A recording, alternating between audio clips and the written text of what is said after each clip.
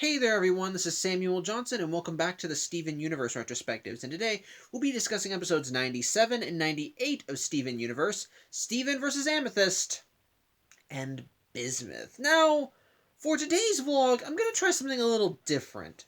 Basically, I'm going to still talk about both episodes like I normally do, but as I mentioned last week, one of these episodes is a actual 22-minute long episode, and while when I was conceiving these vlogs, I was considering having the longer than 11-minute episodes have their own videos.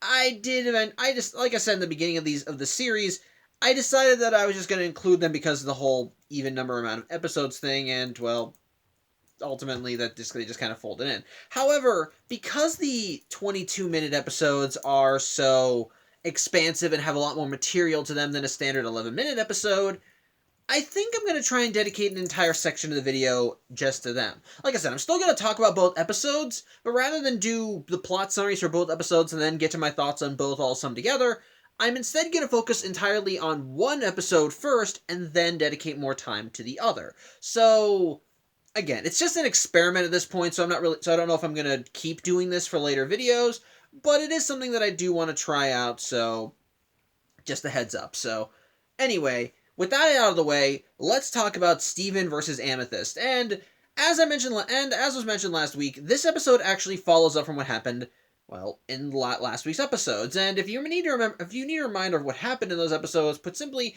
Jasper came back, and she revealed to Steven and co. that she was trying to build an army out of corrupted gems. While Steven, Connie, and Amethyst duked it out with her, ultimately the battle ended with Amethyst getting poofed, and Steven and Connie forming Stevani and essentially whooping Jasper's ass and sending her packing.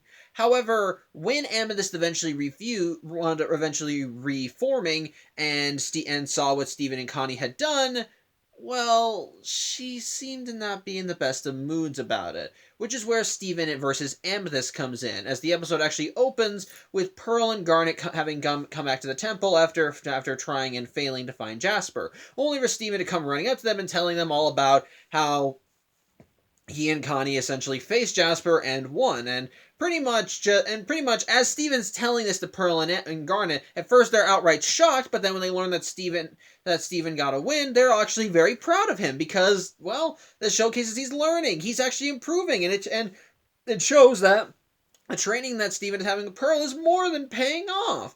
However, they do ask a question: where's Amethyst? And so Amethyst in the background just says, "Yo." And Garnet and Pearl realize that she reformed, which, yeah, they quickly are able to put together that this is a consequence of battling Jasper.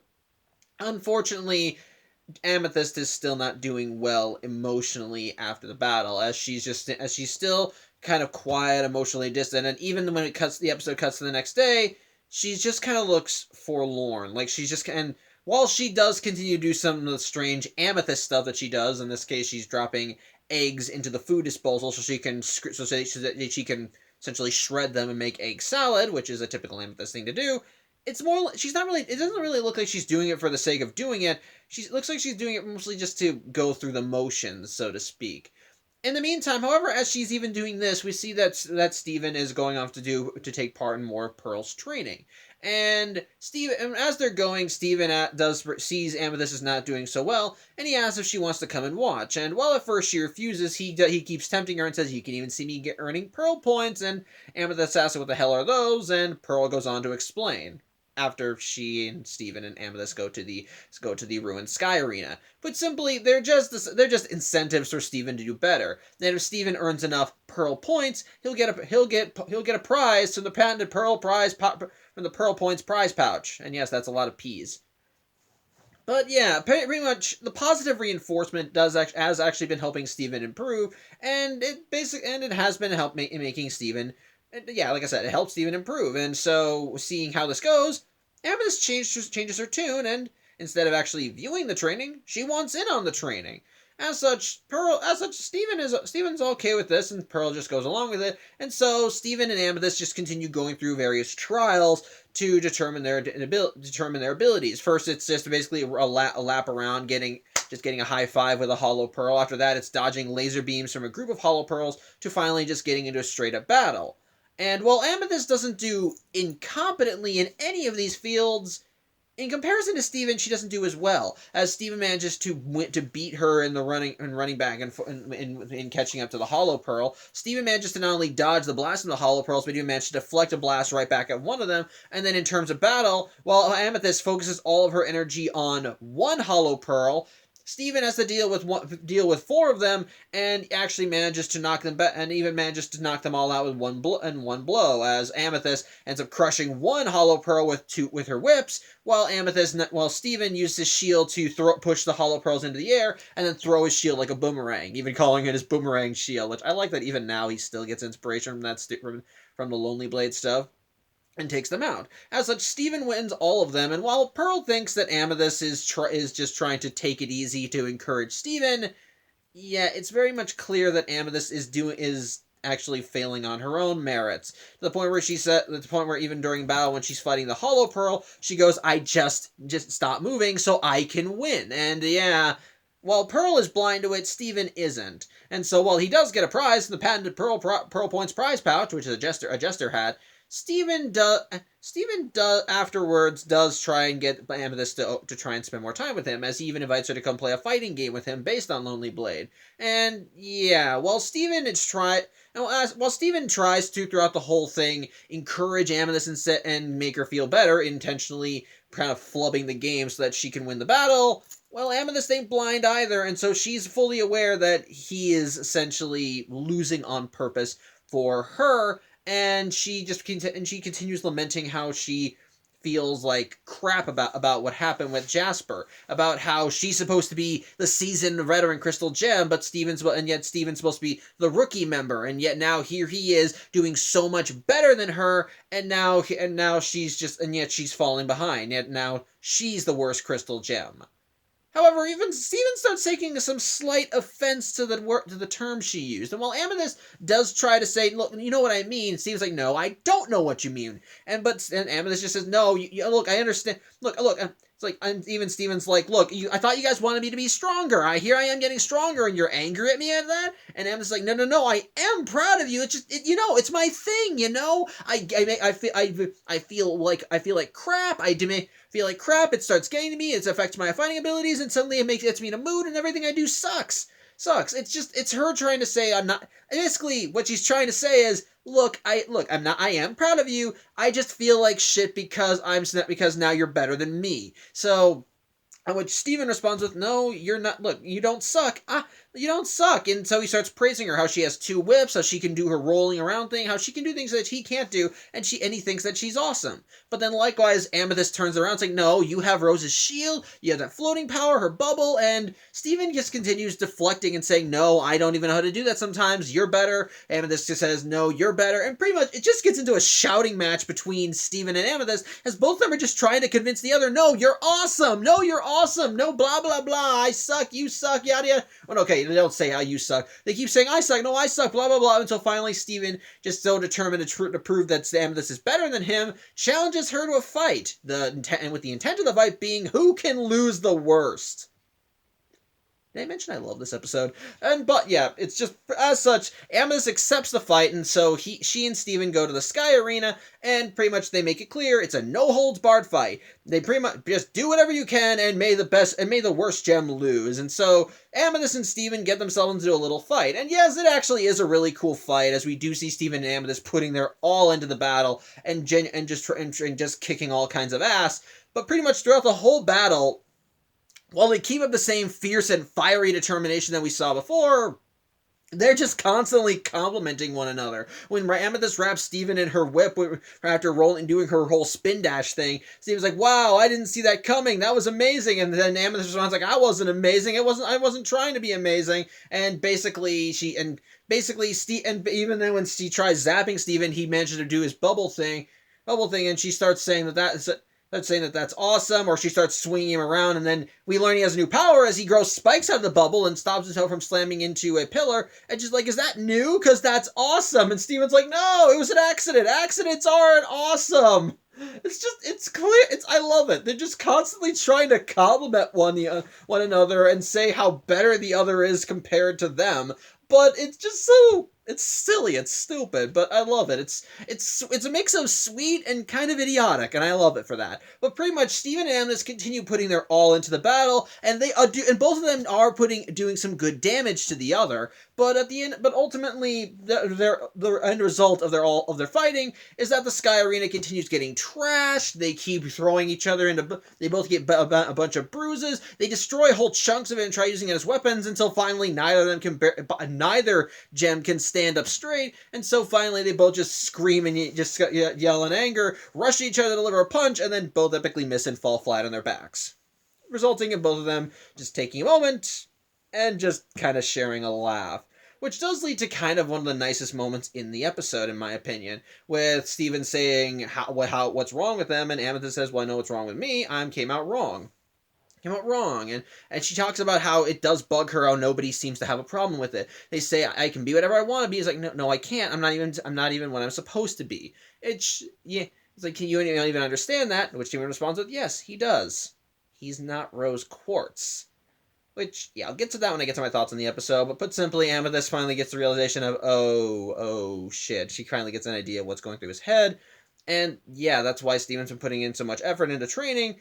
But Steven does reassure Amethyst, but Amethyst does kind of reassure Steven that she understands, she cares about him, and basically they do believe in each other's abilities, and basically they just have a moment of empathy for each other, and it allows them to grow closer, with Steven getting up and helping Amethyst up, and again they both just share a laugh as they both just revel in how they're both the worst gems, so to speak, before Pearl shows up and yells at them for ruining the ruins. So okay, yeah, so before I get to the next episode, I'll give my thoughts on this one.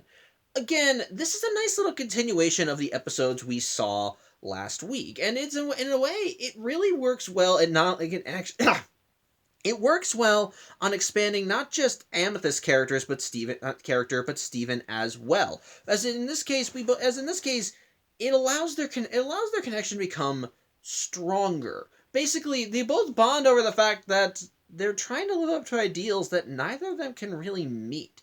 In the case of Amethyst, it goes back to her body image issues because, well, like Jasper said last week, Amethyst is a runt. She is not like how a quartz soldier is supposed to be. She was overcooked, stayed in the ground too long, and in terms of fighting prowess, she can't compare to someone like Jasper, and that gets to Amethyst more than she would like. And while she is aware that her dumping on herself isn't a good thing, because even she admits that, this is just my thing. I beat myself up for things I can't do, and it makes me suck at everything I'm supposed to do, which I relate to. There have been times when I've been in a mood and it's had a negative impact on me, where I've just suddenly been more lousy to people that I'm friends with, or I emotionally distance myself from them. And even when I'm aware this is wrong, I shouldn't be doing this, and actively try to keep my distance from them, so try and give myself room to calm down and cool, it can still have a negative impact on me, and it can have a negative impact on my friends.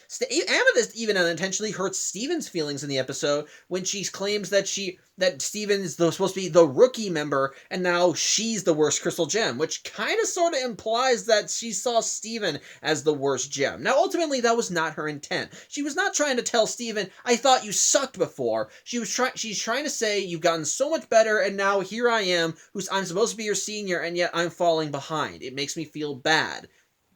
Which, yeah, she doesn't want to. The thing is, though, another thing I like about the episode, what I like about the stuff with Amethyst, is that she's not trying to undermine any of Steven's accomplishments throughout the episode. That's why she continues to compliment him throughout the story. She tells him about all the cool things he's doing. Even during the battle, when he develops the ability to grow spikes from his bubble, she compliments him on how that's a new power, and she thinks it's awesome. But at the same time, you can see that the fact that she's falling behind is getting to her. And again, I have felt that. I felt that feeling of being left behind when seeing someone that you care about improving in something that you were originally good at, or you were at least on the same level as them on, and you just start to think, why are you? And you just start getting jealous. You don't want to be jealous. You don't want to be. You want to be happy for their success. And in some regard, you are happy for their success. But there's always that little part of your mind that says, you were better. It's like, why are you lagging behind when they're doing so well? And that's what we see with Amethyst here. While she is proud of Steven and keeps talking about how awesome she thinks he is, at the same time, there's that part of her mind that says, why aren't you better than him? You're supposed to be better than him. You're supposed to be a crystal gem. He's the rookie. And yet now he's doing better than you. What's wrong with you? What's happened to you? Again, I understand the mindset, and while Amethyst again is aware that this isn't a healthy mindset, it still keeps going through her mind. At the same time, though, I still like that she is still showing concern for Steven throughout the episode. Like I said, she keeps complimenting him on all the awesome things he does, and even during the battle at one point when she tries landing a hit on Steven, he remembers he can float and tries floating away, but almost loses his balance, which results in Amethyst grabbing him with a whip, and before they get right back to the battle, both Steven and Amethyst have a sigh of relief. Steven because he's now because someone's caught him, and Amethyst because, okay, thank God I grabbed him. And then immediately she just throws him right into the arena. So again, she does still clearly care about him and is not trying to make him feel down. She wants him to feel proud of his accomplishments. It's just that her state of mind is not exactly helping that argument. But in the case of Steven, this also showcases Steven kind of dealing with his own issues as well. Like, again, we see Steven still trying to be typical Steven in the episode. He sees that Amethyst is hurting and he's trying to extend an olive branch. He keeps trying to help her, and at first he thinks that she's as proud of him as all the other gems because, again, last week he and Connie followed her advice, and it's because they followed her advice that they beat Jasper. But when Steven sees Amethyst the way she's acting, he does keep trying to. He realizes, okay, you feel inferior, and he tries to do something about it. But then, as Amethyst starts kind of opening up more to Steven and talking about why she's beating herself up, he gets justifiably angry until she finally says, no, it's just... And then when she finally says, no, it's just that I feel like shit, and it makes you suck at everything, and yet makes you suck at everything, and it's just the thing I do. And so that's when Steven starts realizing, oh, that's why, and he tries to compliment her as well. But again, it also leads more into his issues, too, because as we saw in the last week, as we saw back in the Gem Hunt episode... Steven has his own image issues that he's working on. Case in point, as he said in this episode, he's not rose quartz. As we've established many points in the series, the shadow that rose quartz casts in the series is large, and sadly, regardless of how much Steven tries improving and in making himself better and stronger, that he doesn't feel like he's ever gonna get out of that shadow. Hold on one second. Sorry about that. But anyway, like I said, despite all of Steven's accomplishments, he never feels like he's ever going to get out of that shadow. And so, basically, it's like he said, it's why he's been working so hard. And likewise, because of that, when Amethyst talked about how she feels like crap, even he's like, no, you're better than me. I still am trying to figure this whole thing out. I barely know what powers I have, and I barely know if I can, and half the time I don't even know if they'll work. It's clear he's still trying to fit into the mold that his mom unintentionally set up for him just by existing, but he still wants to try and improve in ways that are still beneficial to the gems. It's part of why he still keeps talking to Amethyst like, you're better than me, you're doing so cool, whereas I don't know what the hell I'm doing, and I don't even know if I'm doing it right most of the time, which I think also leads to a good moment with their relationship. They have a moment of empathy for one another, because ultimately they bond over one thing. They don't know what they're supposed to be. Which, if I could make a comment on that, one of the strengths of the episode that I do like is essentially, it kind of has an underlying message of, well, sometimes you're not going to be the best. The way Amethyst because even when Amethyst relents about how she feels like she's not right, or that she's not right or not what she's supposed to be, despite everyone saying that she can be whatever she wants to be, well, some people ultimately are not as good at certain things as others. I know for a fact that if you gave me an engine and told me told me to take it apart and rebuild it, I would look at you sideways and think, "Are you nuts?" And yet, at the same time, people tell me I'm a good storyteller and I can draw somewhat well. I'm not as good as other people, but I'm not here to compare. But ultimately, those are different strengths between. Those are basically my own strengths and weaknesses. And yet at the same time, I could see a car mechanic just easily doing all that together. And yet if I tell him paint me a barnyard, they would probably just do basic stuff. Not say about which, by the way, if you are a mechanic and you are a very talented artist, good on you. I'm not trying to insult you. Please don't hate me. My point is, some people excel in more things than others. But that does not mean that you should feel ashamed, which is kind of one of the things that is going on in this episode. Both Steven and Amethyst feel like they have ideals they need to live up to. Amethyst feels like she's weaker because she's faced what is essentially supposed to be the ideal version of herself in the form of Jasper. Whereas with Steven, his ultimate flaw is that he's trying to live up to the memory of Rose Quartz. But the thing is, he can't be Rose Quartz. He tries as hard as he can. He tries as desperately as he can. But again, his mother's shadow is large and long. And as much as Steven can continue trying, it's a little hard to climb out from underneath it. So it leads to a moment of empathy between the pair, as both of them ultimately kind of bond over the fact that though they keep striving for ideals that they may never reach, but that they can at least find comfort knowing that they have a kindred spirit, someone that understands them, and that they can at least grow closer and that they can at least rely on one another if they feel like they're ever failing or are weaker. It's nice, it's sweet, and I love it. I like that lesson. It just showcases that, yeah, sometimes you may not be the best in everything, but that's not a bad thing. You can still improve in ways that make you stronger, which is what we see with Steven and Amethyst throughout the episode, as we see that they are strong in certain areas. Amethyst may not be as big and burly as Jasper, but she's still strong. She's still capable. She can still do a lot of stuff. And likewise, same goes for Steven. He may not be Rose Quartz, but he's still a very capable fighter and a crystal gem showcase. Which, yeah, Steven in the beginning of the series would not be able to do any of that stuff. So the fact that he's able to actually stand on an even keel with Amethyst, it shows how far he's come. And I like that. It showcases what the strengths of both of them are, and ultimately by the end, yeah, despite the fact that they may not live towards their impossible ideals, they're still strong, and even if they still don't believe, and even if they still feel weak, they can at least rely on each other and know that they are someone that they can talk to and confide in about these sort of things. It's sweet. I like it. It leads, and again, throughout the episode, it's nice to see more of that. It's nice to see the Crystal Gems praising Steven for it. And honestly, the whole fight and argument between Steven and Amethyst is both heartwarming and incredibly stupid. And that's why I love it. I'm not kidding. It's heartwarming in that seeing them bonding so much with each other, but also stupid because they're essentially trying to showcase that one of them is worse than the other. It's hilarious, and I love it. So there you go. Overall, I do think Steven vs. Amethyst is a nice, heartwarming, silly, but overall enjoyable experience that I think delves into some nice character stuff with both Steven and Amethyst, and ultimately, by the end, strengthens their bond in a way that I think is just overall nice. Nice, and does lead to some stuff in future episodes, which we'll talk about potentially next week, so there you go. But, yeah, with that out of the way, let's talk about the longer of the two episodes, despite the fact that this vlog is now 23 minutes long. Let's talk about Bismuth. And this episode opens with Steven playing video games. Yeah, Steven is, yes, we see Steven and the Crystal Gems just kind of having a rare family moment as Steven is sitting and playing video games while the Gems are essentially acting as his cheerleading squad, supporting him, saying, "Come on, jump, do this, do that, you got this," and pretty much just reacting, while Steven's the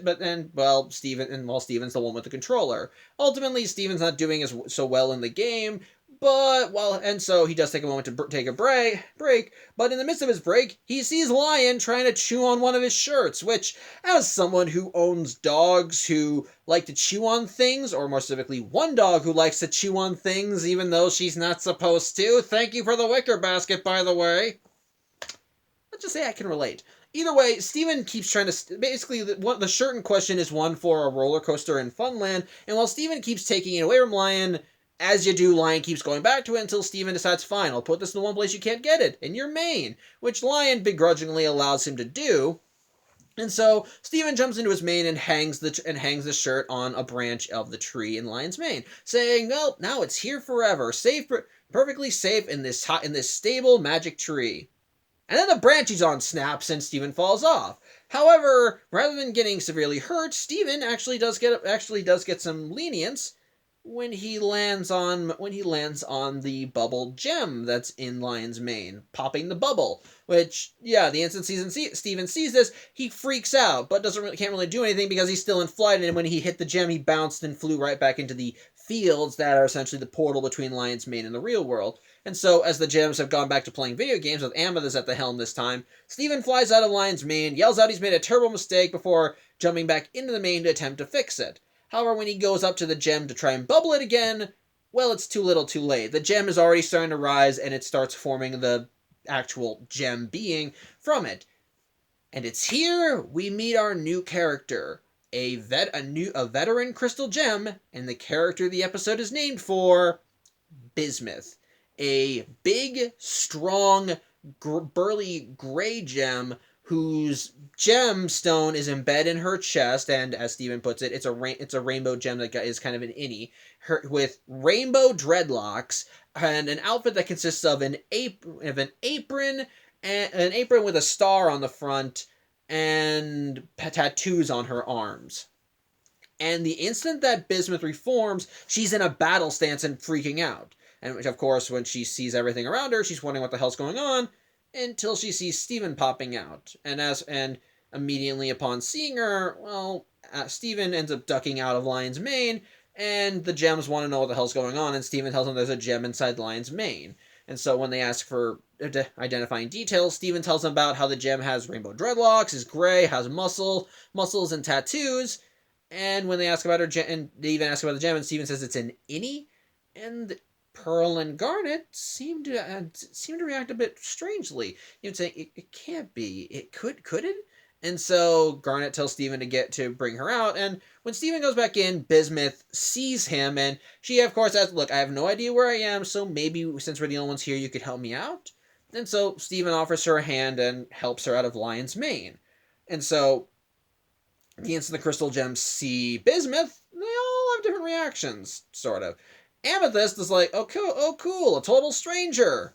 Whereas Pearl and Garnet start breaking down into tears, with Pearl just crying out happily or rushing at Bismuth and jumping into her arms. Which, yep, like I said, since Bismuth is a veteran member of the Crystal Gems, she's technically one of the OG members. And Garnet and Pearl are just so happy to see her. And basically, the instant that these three start interacting, it's just like old buddies, with Bismuth just giving them shit, saying, "Oh, it's like, hey, you never done my arms before. Hey, did someone lose a pearl? Who do you belong to?" And then even when Garnet shows up, it's like, "Oh, you're one." And when Garnet shows up and starts giving her flack too, it's like, "Oh, you're one to talk." "Oh, I'm sorry, you're two to talk." Before Garnet punches her in the arm with a gun, it's like, "Hey, your Ruby's showing." Yeah, there's just some nice little camaraderie between the trio, and of course, when Bismuth sees Amethyst and Steven, she thinks that they're new recruits to the Crystal Gems, with her saying hi to Amethyst and saying we could always use more recruits, and even asking Steven, "So who's this guy?" And then he says, "I'm Steven. Steven, you were in my line, and now you're in my house." And she's like, "Oh, it's a pleasure to meet you, and thank you for having me." It's again really nice and sweet, and so pretty much just as Bismuth is getting to know everybody, Pearl and Garnet begin just asking where the hell she's been, like what happened to her. They thought she was dead. They thought she was captured, or worse, shattered. But Bismuth just talks about how they couldn't shatter the homeworld couldn't shatter her if they tried. But but it is mentioned by Pearl that Rose said that she lost her during an event called the Battle of the Ziggurat, which I have no idea about because I was never in the war, but whatever, it's apparently important. And the instant Bismuth hears that story, her demeanor changes as she suddenly looks confused, shocked. We're saying, "Wait, where's Rose?" Before Steven reintroduces himself and says, "Hi, actually, I'm Rosa's son. She kind of turned into me, but, well, sort of. The rest is from my dad." And so he pulls up his shirt and reveals Rose's gem, which, yeah, Bismuth is like, whoa. As such, yeah, she gets the lowdown on what happened with Rose, that she technically became Steven when she had him, as she had to give up her physical form to pass her gem on to him, and Bismuth kind of is clearly trying to still wrap her head around it, even asking Steven, do you remember me? And Steven says no. And while the rest of the crystal gems like, we never understood what Rose did, but we have to stand by her decisions, you can see that Bismuth's acting a little strange as she looks at Rose's gem and with determination, it's like, wow, Rose is something else. Before she immediately switches back into happy mode, it's like, yeah, look, she's literally something else. And so Bismuth immediately starts wondering what the hell's going on, why they have a base made of wood now, and where are the rest of the crystal gems? And yeah, that's when the crystal gems have to drop the bomb. Yeah, they won the war. Yeah, they won the war, but the rest of the crystal gems may not have made it out the other side. Which, yeah, does get to Bismuth. Does get to Bismuth when they take her to the strawberry fields where the old war zone was, and so, but they still. And while Bismuth feels sad in that this has all happened because when she wasn't around, they do let her know that Homeworld still has its sights on Earth and that they're still trying to fight them off. And so Bismuth thinks that at least happy that she's going to get another chance to show those Homeworld upper crust, as she calls them, a piece of her mind, even pulling out an axe and showing a rather fierce determination to start kicking ass, which is a little shocking, but everyone's kind of on board with her with. But she thinks that if she's going to do it, she needs to do it right. And so as such, they immediately, as such, the gems decide that they're going to go to what I'm going to call Bismuth's room, or if you want to put it in its official name, the Forge. As such, they take the warp pad to a volcano, and pretty much, Steven and Amethyst have no idea where this is because the gems have never gone here. They've never had a reason to before.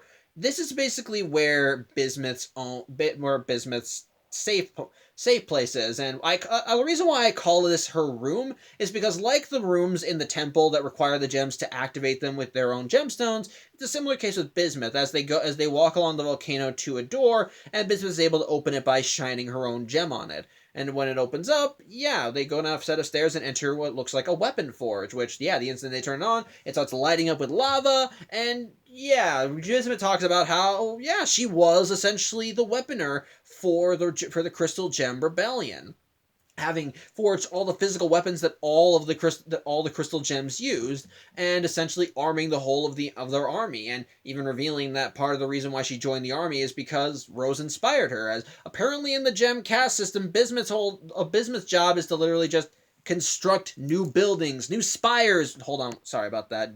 Shindy is moving around over there. But anyway, yeah, like a Bismuth's idea is just to build new spires, something to make all the elites look fantastic, just something for the fight, she's build stuff. Basically, a Bismuth's job is to build things for someone else, just never for themselves.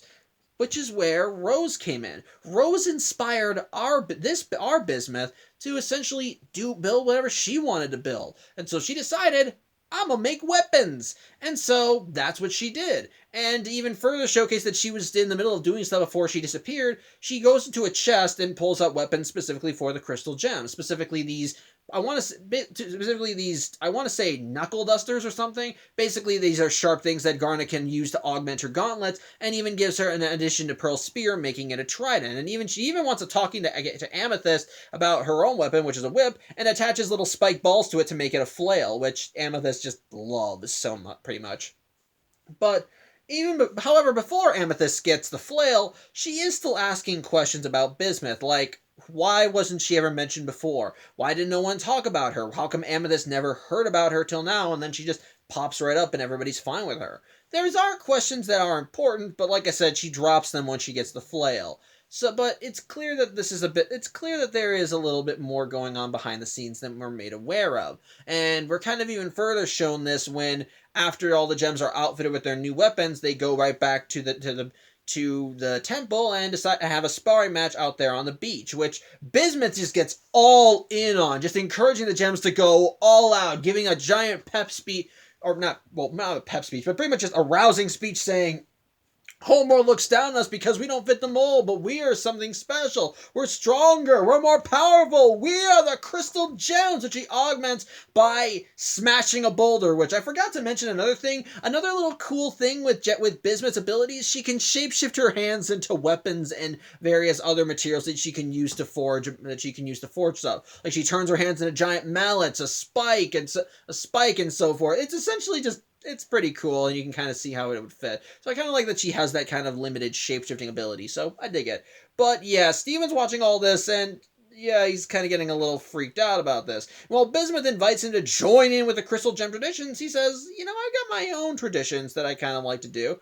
And Bismuth actually asks, well, what are they? Show them to me. And we see that those traditions are just having fun, playing some badminton, playing cards, making pizzas, watching TV, and so forth. And Bismuth's actually all for it. She actually likes being shown all these new things. When she plays badminton, she thinks she gets just as into it as she did with training. When she's playing cards, she laughs at Garnet winning. When Steven is making pizza with her, she actually is having fun doing it and making the food. And even when she has a slice of pizza herself when everyone's sitting down and watching TV, which I think is nice. I like it. Though she does make another comment about something while they're watching, as they're watching a Lonely Blade video, and he's supposed to get this ultimate weapon of power, and while Steven thinks that he shouldn't grab it, but it's like, well, what's she talking about? If it's like the ultimate weapon of power, he should take it. But either way, yeah, it seems like she's doing well. She's fitting right in, and she's willing to take all this new thing. And even when nighttime comes and Steven sets a place for her on his couch, he says, "Well, you can rest there if you want. Sleep if you feel like it. Though I don't think you need to." And she says, "You know what? I might want to try that." But at the same time, she does still want Steven to try and spar with her because she wants to know what he's capable of, what he can do. But it doesn't. Which again, I like that. I'll get more into it when I talk about Bismuth's character when I'm done talking about the episode. But put simply, she does fit right in, and she is having a good time. She is very willing to be a part of, to actually engage in what Steven likes to do. But Steven's actually is happy that she's not trying to kill him like any of the other gems he's met. He's happy that they're friends and so forth. But even when talking about the sparring, Steven says, I don't really know how much I'll be able to do in a battle because most of my weapons are for defense, except for one thing. As he runs over to Lion and pulls out Rose's sword, and, well, Bismuth reveals that she's the one that made the sword, which makes sense, as she said she made all the physical weapons that all the gems use, and considering that the sword is not officially Steven's weapon, it makes sense that she would make it. And it does lead to a nice little moment where Bismuth does recount about how Rose inspired her. How Rose taught her to essentially be her own gem, do what she wanted to do, and essentially be the best her that she can be, not be what anybody else expects her to be, but just be her own gem. What I like here, she actually does use this as a moment to try and inspire Steven, which I think can directly have an impact on his own character development, because in the turn with Steven, that ties right back into what we were talking about with Steven versus Amethyst. Because in that episode, Steven talked about his image issues and how he felt like he was always in Rose's shadow. But in this episode, Bismuth talks to Steven about how he shouldn't need to feel like he needs to live in Rose's shadow. He just needs to be himself. He can be better than Rose if he wants to. But he doesn't. But he's not Rose. He's himself. He needs to be the best him, not Rose. Which I like. It's sweet, and I love the way that Bismuth talks to him. She's not talking down to him. She's not treating him like he's a rookie. She treats him like a teammate. And when she sees him unsure, she actually starts thinking, "Are you?" It's like, let me show you. Hence why she starts sharing the story of Rose, which also does lead to a nice thing, as she actually does talk about how Rose inspired her, how Rose did this such a positive thing for her, and so forth. But when talking about how Steven could be potentially better than Rose, she thinks that maybe he deserves a proper weapon. As such, Steven and Bismuth go back to the forge, and Bismuth begins talking about more of the weapons she's built, especially Rose's sword, which was supposed to be her finest work. Essentially, it's such a great weapon that it can cut straight through a gem and destroy their physical form, but never their gemstone. Which is where this next weapon comes in, as Bismuth has said that she needs something with more permanence, something stronger, something that can turn the tide of battle toward the crystal gems. As such, while she and Steven are in the forge, she activates a little elevator that brings the main platform down a level to essentially what I'm going to call a training dummy course, as we see a bunch of stone caskets, which are supposed to, that once you flip a switch, are supposed to fill up with lava and create stone warriors that you can spar with. And pretty much as she gets this ready, she pulls out a new weapon, a wrist-mounted thing with a drill slash I want to say pump or whatever. called the breaking point. And while Steven at first is in awe of it and wondering what it can do, well, Bismuth is happy to demonstrate as she gets the stone as she gets the statues to come forward, and after yelling out how the homeworld, it's like, listen up, you homeworld upper crust, we are the crystal gems.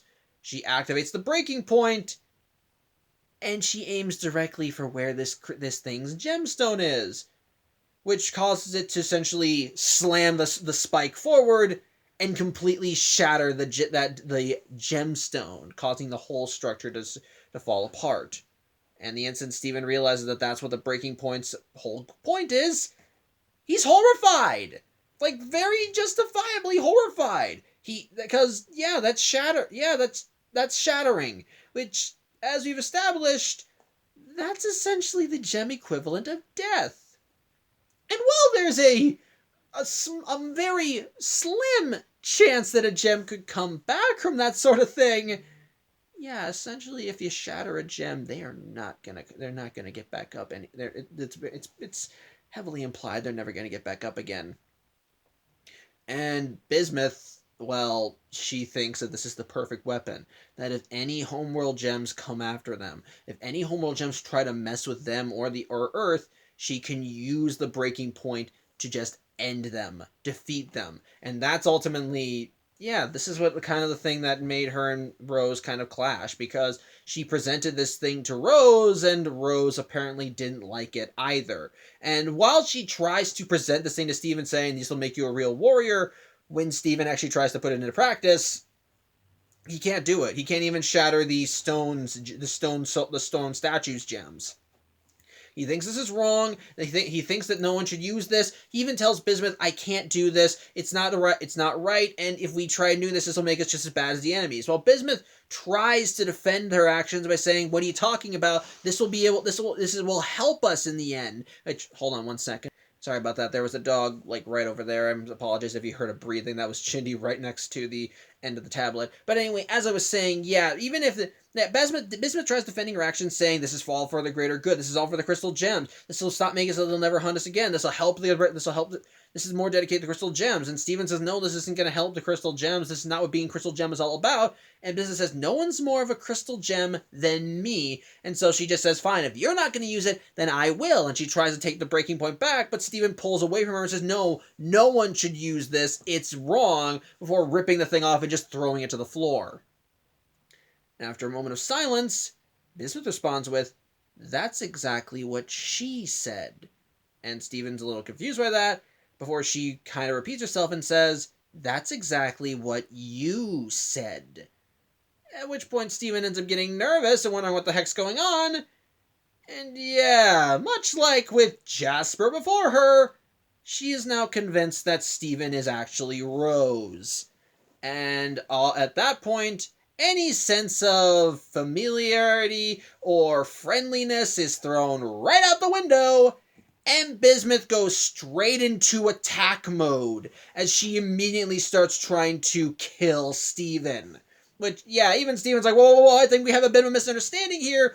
But at this point, she isn't listening to a word he has to say. And at this point, she is clearly just using him to vent some of her own frustrations. Because, yeah, she's angry. Because, yeah, like I said, Rose also had a problem with the breaking point, saying it was too cruel, that this shouldn't be done, no, that this doesn't work, this is not what being Crystal Gem is all about. But Bismuth is just not, and so Bismuth is yelling at Steven throughout the whole fight about why can't you do that? It's like, who wouldn't give their soldiers the best chance? Was that all that talk about being able to change, just that talk? Who doesn't want, why, about being our best selves, yada, yada, yada. Pretty much, it's clear she wants Steven dead, and is just yelling at him about how Rose betrayed her, how they lost the war because Bismuth wasn't around. If the breaking point would have turned the tide of battle, but Rose was too afraid to actually use it, and Bismuth would have taken it right to the diamonds and shattered them. But it's clear Steven is just but Steven throughout the whole thing is just trying not to hurt, like he's not trying to hurt Bismuth. He keeps trying to talk her down, saying, "Look, Bismuth, I think there's been a misunderstanding," but she's not listening to a single word. And as Steven continues trying to get through to her, again, she's just ignoring him. At one point, she even ends up throwing one of the stone statues at him and seemingly crushes him. But this is Steven we're talking about. He's able to catch the thing, and while Bismuth turns around with the intent of grabbing the breaking point to use herself... Excuse me a second. Sorry about that, Chinny almost knocked over the tablet. Anyway, like I was saying, while Steven is able to grab the statue, and while Bismuth turns around to grab the breaking point, Steven is able to turn the tide... Steven is able to take the statue and throw it at her, even giving her a warning saying, "Bismuth, watch out." Which, yeah, she gets hit straight on with the statue, and it does disorient her enough to knock her down, allowing Steven to go in and, well, get the breaking point himself, which, yeah, during the battle, he wound up losing one of his sandals to the lava, so he's now limping because he's standing in the middle of what is essentially an oven, and yeah, human flesh and a scalding hot arena don't exactly mix. And so Steven tries talking Bismuth down, saying, "Look," he keeps saying, "This is wrong. We shouldn't be doing this." At which point Bismuth grabs Steven's arm that's holding the breaking point and directs it towards her own gem, saying, "Then just shatter me. Do what you should have done. You should have just shattered me. At least then I would have known how little you cared about me." But Steven says, no one deserves this, not even you. So he just throws the breaking point to the ground and attempts to walk away. But Bismuth grabs the breaking point and looms over Steven with what looks to be intent to attack him. But when she moves in, you hear a shing, and we see that just as Bismuth was going for the kill, Steven grabbed his sword and stabbed Bismuth right through the gut. And as they're just standing there, Bismuth starts to cry. You see tears going down her eyes as she talks about the worst. And she continues talking about how to make matters worse, you lied about me. You showed how much you actually cared. It would have been better if I was shattered. At least instead you just covered me up and hid me away as if I meant nothing to you. You didn't even tell them the truth. Which I'm guessing that she figured that out when she heard when Pearl and Garnet talk about how Rose said that she lost Bismuth in the Battle of the Ziggurat. At which point Steven says, I'll tell them everything. Which makes Bismuth look shocked before she starts cry laughing and says, "Then you really are better than her." Before she poofs.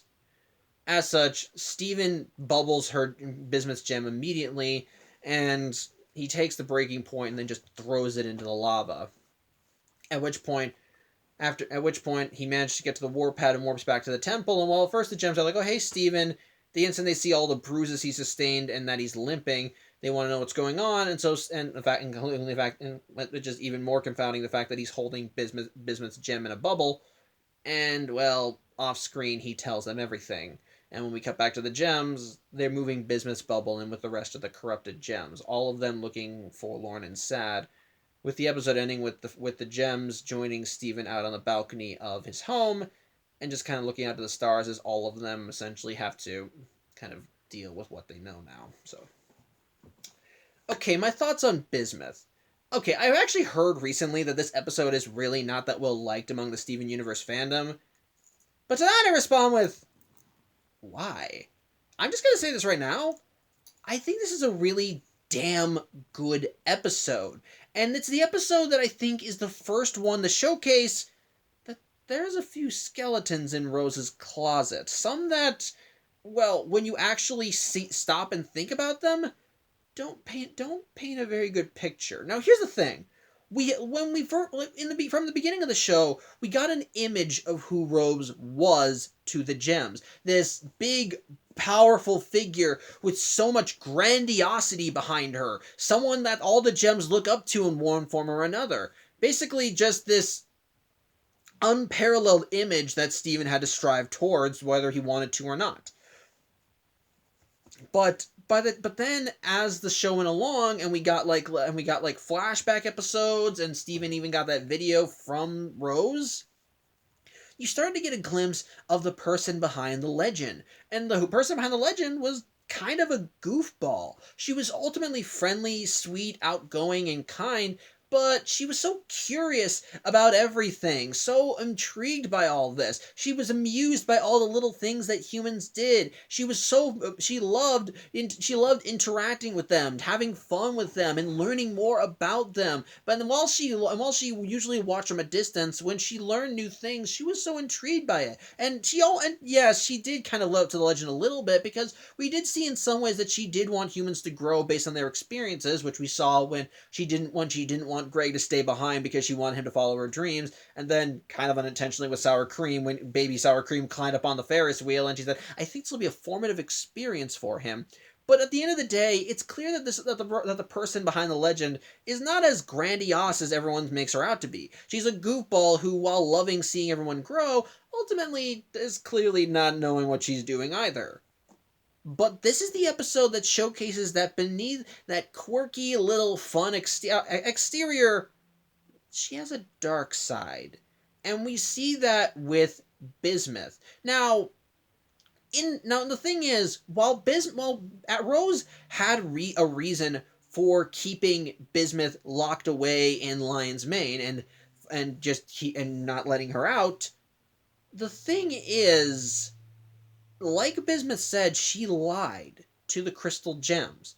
Because again, the whole reason why she bubbled her is because Bismuth presented her with this weapon that Rose morally thought was wrong. That using this is not a good thing in the grand scheme of the war, of their cause, everything they're going for. And yet in Bismuth, for everything, as a member of the Crystal Gems, which we'll get to her later, she thought, no, this is our best shot, and it led to them directly fighting, as Bismuth believed that this weapon was the Crystal Gems' best choice, best option, the only option that they needed to take, and in the midst of that battle, it led to her getting poofed. However, rather than telling the truth to the Crystal Gems and saying, she wanted us to use this weapon, I didn't think it would be a good idea, and we fought over it, and now she's bubbled, rather than giving them all the choice and saying, and letting them know what happened, she hid them. Because in some regard, we never confirmed this, but essentially, she took away not only Bismuth's agency, but theirs. She told Bismuth, this is wrong, we're not doing it, and then rather than telling the Crystal Gems the reasons why she bubbled her, she instead just lies to them, hides the reasons why she did it. Instead just making something up and saying, "Oh, I lost her." That's all. We're never. It's dark.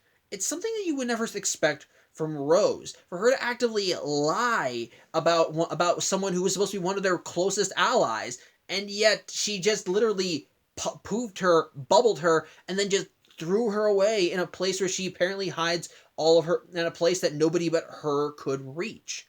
It's a very dark mindset. And again, while you can understand the actions for the fighting and why she ultimately locked Bismuth away, the fact that she didn't tell the truth about it to people that are supposed to be some of Bismuth's greatest allies is concerning. Now, you could argue in some regard that Rose might have done this to preserve their image of Bismuth to the Crystal Gems, and that she'd rather that they saw her as their friend who fought alongside them rather than this person who created a weapon that was supposed to literally kill their enemies. But again, considering how Bismuth reacted when she learned that Rose lied about what happened to her, it also makes reference to how little Rose may have thought of Bismuth. That ultimately, yes, Rose was the one that inspired Bismuth to branch out and become more than she was supposed to be, but by that same token, the instant Bismuth turned against her, she was willing to hide her away and then pretend that she just was gone. That kind of belays a dark side to Rose, and it's something that very much shows it showcases a side of Rose that we hadn't seen in previous episodes. Not just a goofball, but someone who is willing to keep secrets. And the thing is, we know that Rose kept secrets. Going back to the going back to the Rose's Scabbard episode, that episode showcased that Rose liked to hide things from the gems. And while the gems were aware that she did this, well, we see that there's. Let's go back to Pearl's reaction to that episode. In that episode, Pearl talked about how Rose kept secrets from everyone, but not her. She trusted Pearl. She saw Pearl as more than just any of the other gems. But that implies that Rose had a few secrets of her own that she didn't tell anybody. We know that's the case, but considering that the secrets that we learned about were that she had a pet lion and essentially a magic bat cave, well, at first it doesn't seem. It makes you want. It did make you wonder more about what she was hiding. But then you learn about Bismuth, and suddenly those secrets that she was keeping from everybody take a much darker turn. And especially considering the fact that she was keeping secrets from Pearl at all, who is wary to a lot of knowledge that the other crystal gems aren't aware of that does concern Rose, it definitely makes you worried that there is something definitely darker under the surface with Rose. And yes, it may have been necessary, but it also offers a much different side, which brings which starts to put Rose in a bit of a more gray light in terms of morality. Because even before this, we've seen Rose as the good guy, and while the crystal gems the whole perspective on the crystal gems has changed when you learn more about how they're framed in relation to other gems and the homeworld with the war and everything, at the very least you can still say for certain they were the good guys. They fought for what was right. They helped people. They did all this for freedom and all that jazz. And yet here's Bismuth, who Rose hid away, which again, you can kind of understand why. She did something that Rose thought was morally incomprehensible. She did things that Rose thought were morally corrupt or whatever. I'm blanking on the word. But she did things that even Rose thought that this is too far, and thus locked her away. But the fact that she was willing to hide her and then cover it up makes you wonder. There's something. It's the first sign that there is something up and under the surface with Rose. Which, yeah, if you've been watching these vlogs, you know what the twist is. Thank you again, Haley. But at the very least, it's the first hint. And this little contradiction and this little hint, well, this seed of doubt is going to grow into a full weed. So, yeah, it's the first hint that there's something up with Rose. But again, another thing that I think works about the episode is Bismuth herself. Basically, this is the episode itself was billed as the 100th episode of Steven Universe, which, as I said, this is actually episode 98, so either the DVD is wrong or someone got their numbering off. But basically, the whole celebration for this episode was not just that it was 22 minutes long, but we were introduced to a new member of the Crystal Gems, Bismuth. So this episode not only is supposed to help set up the conflict with Rose and setting up that there's more under the surface than we were led to believe before, but in the case of Bismuth, what makes this work for Bismuth is that they have to set her up, because the thing is, at the end of the day, she was a member of the Crystal Gems. And while the Crystal Gems may have never mentioned her before, which from their perspective they lost her and never knew what happened to her, at the very least this is their chance to see an old friend again, to get to know her. And so the episode has to do well in not only establishing her character, but her relationship with the other gems. And if I may say, I think the episode sets Bismuth up really damn well. They showcase Bismuth as a very friendly gem. She's got an attitude, so to speak, but basically the instant that she sees Garnet and Pearl, she's just super friendly, joking with them, goofing off, laughing, and she's clear that she's a very open and welcoming person if you're on her good side. And which we see when she sees Steven and Amethyst. For like the instant she sees them and they say that they're crystal gems, she's like, "Oh, well, it's nice to meet you guys." She says that it's like she doesn't talk her down to Amethyst, even though she's supposed to be a runt. She just says, "Oh, look, welcome aboard. We could always use more Amethyst." And even when Steven says, "Hey, you were in my line and now you're in my room," she's like, "Well, thank you for having me." It's just cordial and friendly and nice. And we see this attitude reflected throughout the entire episode with her. She's very friendly to all the gems and very open, very open. She wears her emotions on her sleeve, pretty much. if she had a sleeve. She doesn't have a sleeve. Like I said, her primary clothing is overalls and an apron. But the thing is, at the very least, you see just how emotional she can be, and most of those emotions are jovial and friendly, excited and nice. And what makes it better, because of her how welcoming she can be towards things she doesn't know, towards people she knows, or towards people she doesn't know, she's willing to try all these new things. When she first meets Steven and she gets into the whole training regimen, when Steven talks about his own traditions, hold on one second. Again, apologies. But yeah, when Steven gets into talks about his own traditions when it comes to battle, Bismuth just jumps right into doing them wholeheartedly, and she's loving them. She loves doing these things that Steven's proposing. She thinks, okay, this is fun. I like this, and it's very open. And like I said, she even tries talking with Steven. She doesn't treat him like a child, which makes sense because while the other gems are technically Steven's guardians, to Bismuth, Steven's another member of the Crystal Gems. A younger member, but still just another teammate. And she uses her status as a senior member to essentially give him some advice. And it actually does lead to some good advice. Despite her feelings towards Rose, she does talk about what Rose taught her, what Rose inspired in her. And likewise, when she sees Steven dealing with all this shit about feeling inferior, having to live up to her memory, instead, Bismuth is all like, well, don't feel like that. You're not Rose, you're you, and you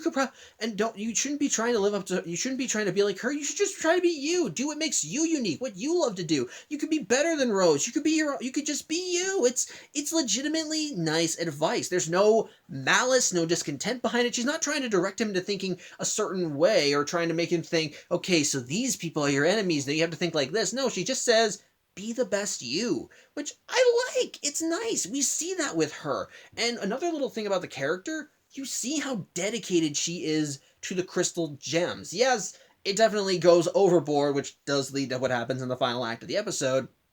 But she pretty much is a very dedicated member to the Crystal Gems. She very much believes in their cause like no one else. She genuinely thinks that that everything the Crystal Gems are fighting for is worth fighting for just on its own. Like, just the idea of freedom, being able to choose your own path, not being defined by what other people tell you to be, but what you want to be. That is what she truly believes in.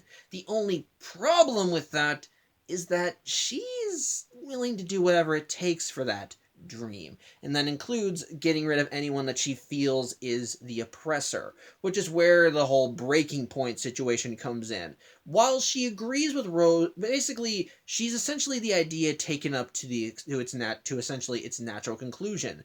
If these people want to take us down, then we need to take them out. They want to limit us? Fine. Then we'll get rid of them. Which, yeah, that's essentially the extreme method of thinking, but in a way, it kind of acts as a double-edged sword to how much she is truly dedicated to the Crystal Gem cause. That, at the end of the day, she's even willing to kill for it.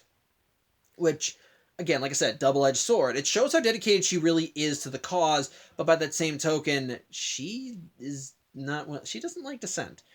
And we see that even in the episode. When Steven talks to her about how the breaking point is not what being Crystal Gem is all about, she responds with, hey, no one's more of a Crystal Gem than me. She gets defensive. She gets angry. And even says, fine, then I'll just use it.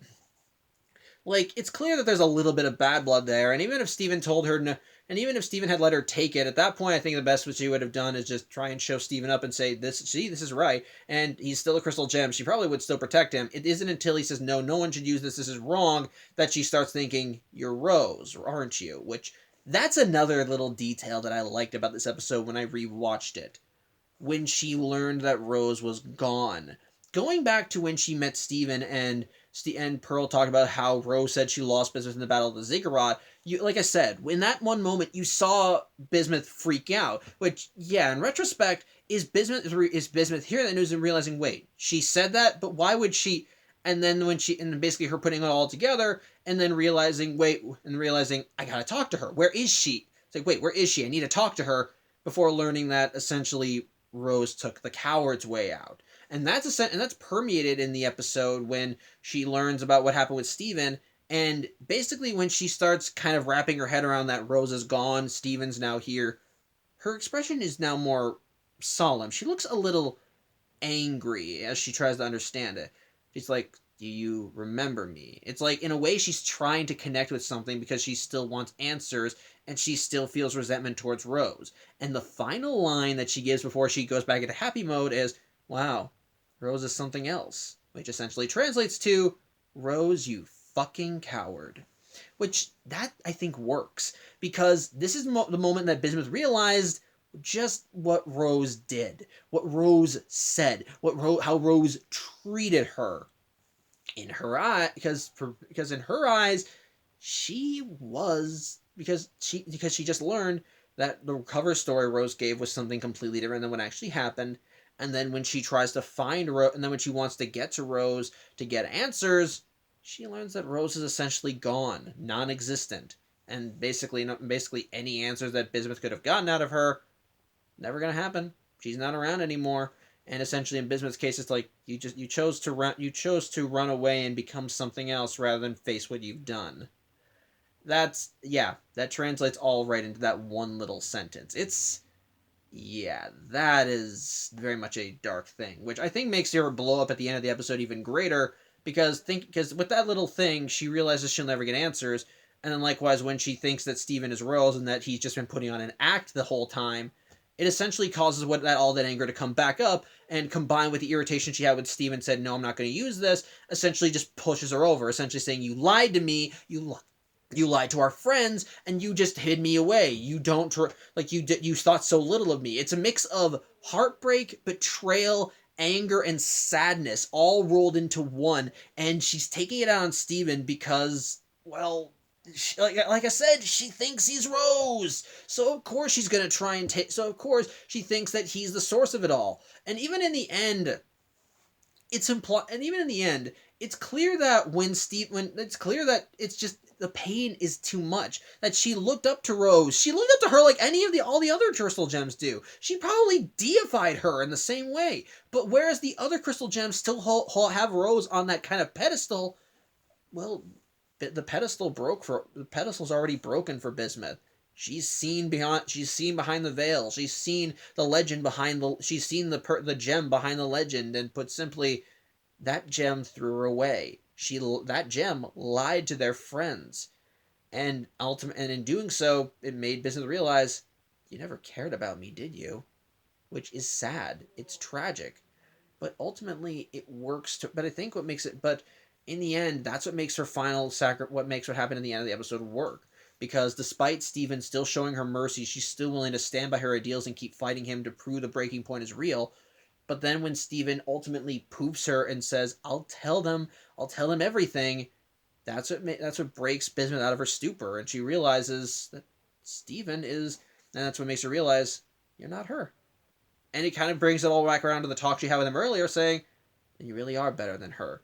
Which, again, I like that too. It's another little hint towards Bismuth's character motivation. Because, like I said, when I mentioned how she is essentially the most dedicated, how she is so dedicated to the Crystal Gem cause, it's not just the cause that she's dedicated to, but the Crystal Gems themselves. When she learns that most of the Crystal Gems were obliterated in the final battle, she's heartbroken. She's shocked. She's angry. And when Pearls tells her about it, they both start breaking down into tears, because these are people they both care about. And so now, while she almost tried hurting Steven because of who she thought he was, in this case, when Steven actually does something that Rose never would do, it makes her realize. It makes her realize, I've been picking a fight with the wrong guy, haven't I? She realizes just how good a person Steven is, that he truly cares, and that at the end of the day, despite them being on opposite sides, so to speak, he at least treats her with more respect. It shows that it shows how much of a person that he is, and at the end of the day, she's like, you really are different from her. You can be, and just in that one little sentence, you can be better than her, or that you really are better than her. It's essentially her affirming to him, you're not Rose, you're you. It's a nice thing, and I'm also kind of bringing this up because I'm going to be referencing this in future episodes, specifically near the end of the series. But put simply, Bismuth, above all else, does care about the crystal gems. She genuinely does believe in the cause. She's willing to try a lot of new things, and when it comes to her friends, she cares about them more than anything. It's just that what ultimately put her over the top is that she was so dedicated to this cause and to protecting her friends that she was willing to do some dirty things to do it. Hence the breaking point. Ultimately that's which ultimately makes what happens at the end of the episode that much more tragic because because she was locked away, trapped, put in. She was locked away because this time she was locked away again, but this time the gems know why. She was willing to do She was willing to do things dirty, and she and even protect her ideals. She would actually attack basically one of their teammates, someone that the gems all cared about in the form of Steven. Which, yeah, even Bismuth comes to regret later. Which, yeah, spoiler, she comes back. Which, again, I shouldn't talk about that, but we'll get to that when we get to that. But put simply, yeah, Bismuth basically the whole episode is outlining Bismuth's characters, both the positives and the negatives. And ultimately, the negatives ultimately are what put her as in the enemy slot, but what makes it work is that this showcases the tragedy. The showcases that basically you can have the best of intentions regardless of what cause you can have the best of intentions. You could be fighting for the most just of causes, but if you push too far, ultimately your own ideals can become a different form of evil. And I am going to probably kind of steal from Linkara when I talk about this. Essentially, what can ultimately become the difference between good and evil is how far you're willing to push it, what you are willing to do for the preservation of your cause.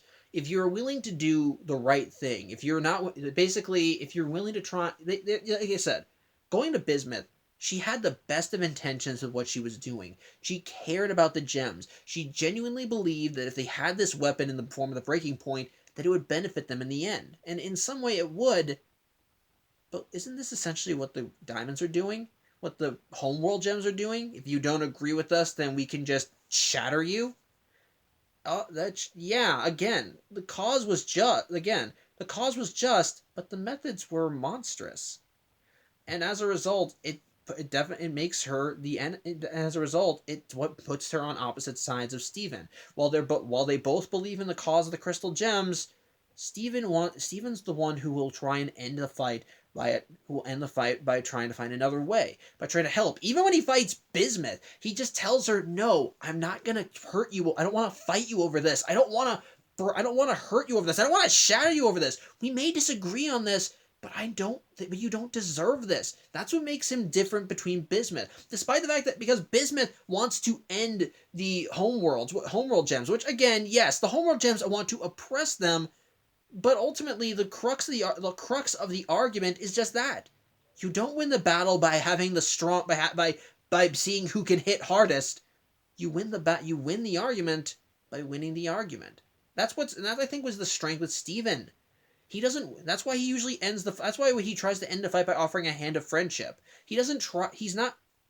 At the end of the day, he doesn't want to make an enemy. He wants to make friends, and that may not always be successful. Sometimes the person will smack his hand away and want to keep fighting, which is what happens with Bismuth here. He essentially gave her an olive branch. She didn't take it, and she almost tried to hurt him, which forced Steven to do something he didn't want to do to protect himself. In this case, poof, Bismuth. But he kept trying. He kept pushing, and even after he poofed her, he still wanted to respect what she was, what she stood for, what she meant to the other gems by even telling her, "I'll tell them. I'll tell them everything, because at the end of the day, they deserve to know."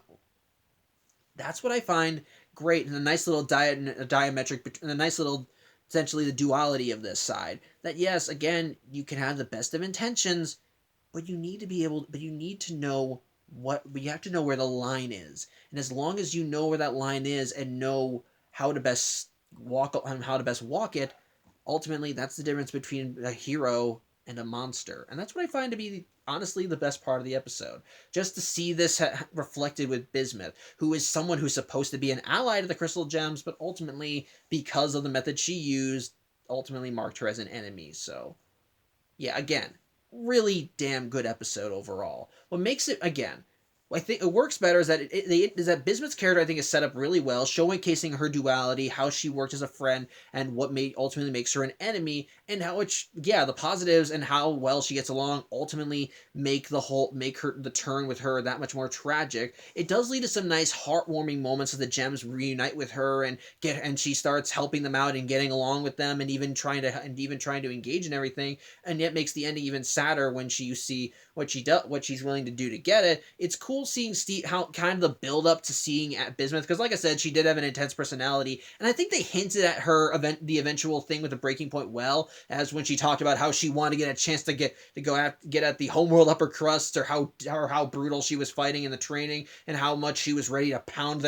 people's heads into the dirt to do it. And then by the end of the episode, when you finally did, and at the end of the episode, and on top of that, it does well in hinting at what's going on with Rose in the background. That there is something going on under there, which again, if you've seen these vlogs, and you probably know what it is, or if you watch the show. But either way, we're trying to pretend that never happened. But either way, it does drop a hint that there is more to Rose than what we've seen, and that what may be under the surface may not be very nice. So overall, it's a damn good episode. And I think perfect. And I think if it was the 100th episode, which probably was, and the DVDs could be wrong, I think it's well worth your time in watching. If you don't like it, fine by me. I'm not here to force my opinions on you, but I am here to share my own, and I think this is a damn good episode overall. So, yeah, that's pretty much it. Thank you for watching. I'm Samuel Johnson, and tune in next week as we finally get some follow up to the stuff with Jasper and get the introduction of a new fusion. So, till then, hope you have a good night. Once again, I'm Samuel Johnson, and I'll see you next week. Take care.